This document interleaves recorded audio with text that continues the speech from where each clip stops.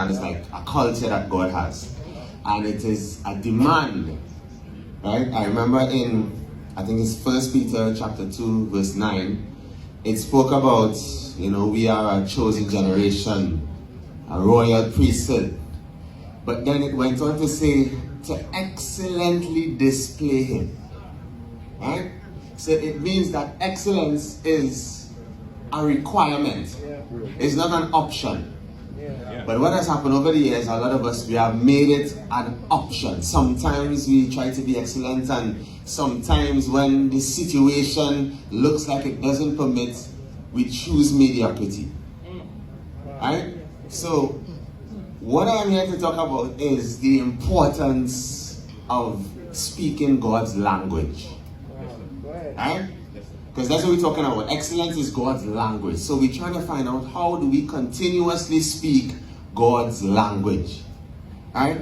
So my theme scripture I always have on me is Revelations 4:11. So I want to leave that with you. Right now, Revelations 4:11 said, "For thou art worthy to receive glory, honor, and power, for thou hast created all things, and for thy pleasure they are and were created." Which means that if the music is not giving God pleasure, something is wrong.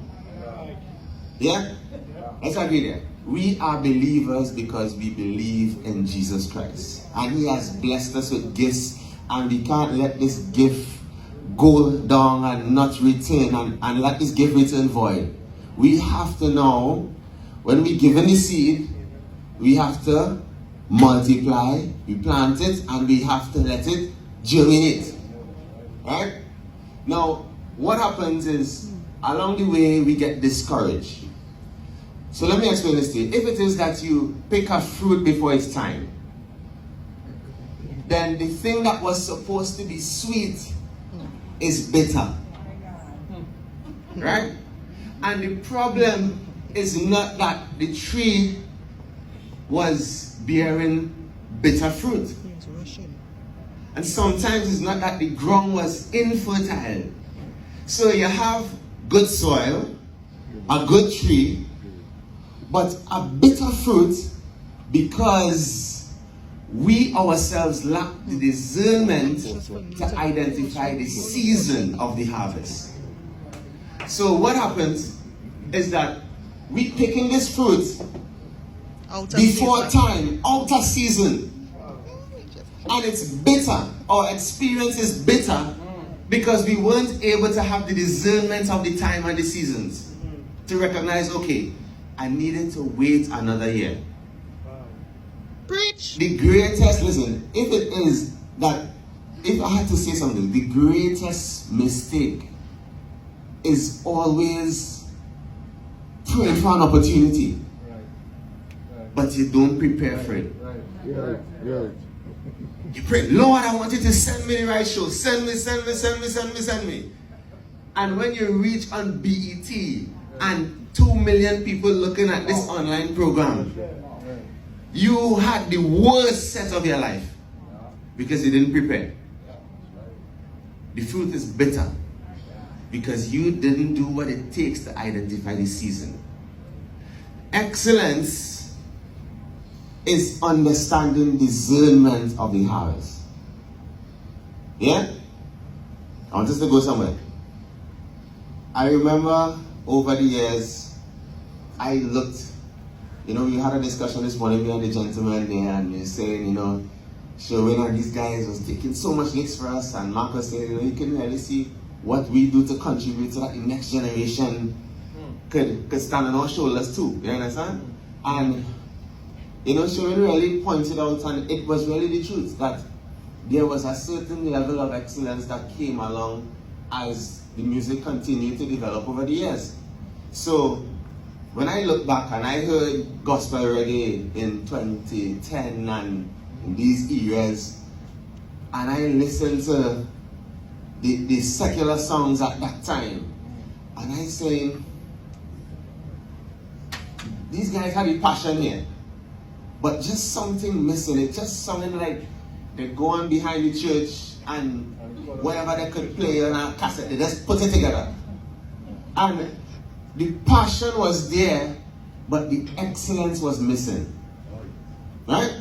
So, when I came in, I said, alright, I've heard Sherwin, I've heard Monty G, I've heard Papa San, I've heard Stitchy, I've heard this, and I wonder how could I now put my print on this excellent foundation.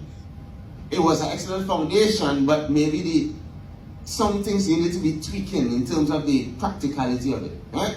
So I looked, and then I looked at how the church responded, and I said, okay, from the time they say, all right, this sounds secular, because it started to sound closer to excellence.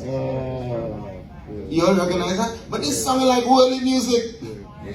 Why? Because you're hearing the kick and the snare, the right tempo right now, the right pulsing, the right tick. So we have now, so I did never let go. This song is playing, and it's playing in the clubs, and it's playing in the bars, and it's playing in Africa, and it's playing in Costa Rica, and in all of the islands. And at first, you know, I felt, okay, yeah, like we did something right here. But then, when it started to play in all these places, I got a backlash. I said, well, that is because it sounds secular. And I said, but what makes music secular? It had to be the lyrics. Because if I take a soca beat and I send it to a soca man in Trinidad, he's going to give me a wine and jam song. But if I take the same soca beat and I send it to a church in Africa, they are going to give me a praise song. Yeah. So it had to be the content of the lyrics. Yeah? Which means that secular music, we have to understand what secular music is. Secular music is a lyrical thing that does not give God glory. That's it, period.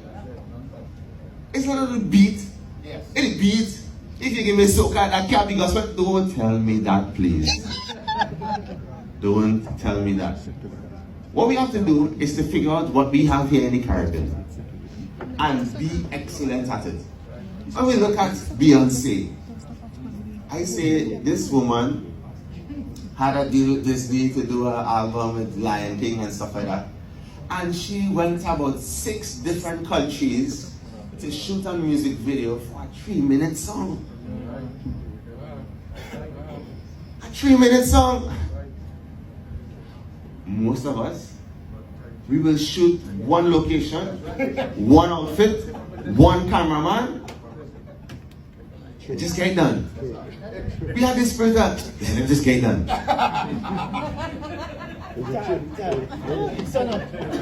He's sewn up. Budget. That could work. That could work. We can't shoot any night because we have But no here we lights. have We have no LED lights. Beyonce traveling to Spain. She going over to France for 5 seconds in a 3-minute video. She going back to America for 2 more seconds. And I say, Lord, even though these people understand excellence.